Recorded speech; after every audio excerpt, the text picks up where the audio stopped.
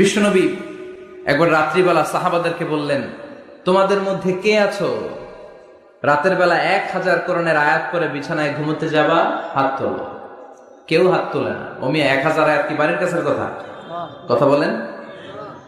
বিশ্বনবী বললেন, কে আছো তোমাদের মধ্যে রাত্রিবেলায় বিছানায় ঘুমোতে যাওয়ার আগে 1000 কোরআনে কারীমের আয়াত তেলাওয়াত করে ঘুমাতে যাবা? দাঁড়াও। কোন সাহাবী দাঁড়ায় না।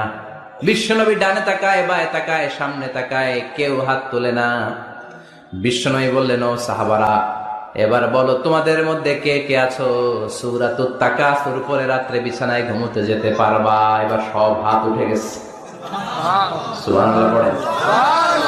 বিশ্বনবী বললেন, তোমাদের মধ্যে যদি কেউ রাত্রিবেলা একবার সূরাতুত তাকাসুর তেলাওয়াত করে বিছানায় ঘুমোতে যাও, আমল নামায় 1000 আয়াত তেলাওয়াতের সওয়াব দিয়ে দিবে কে?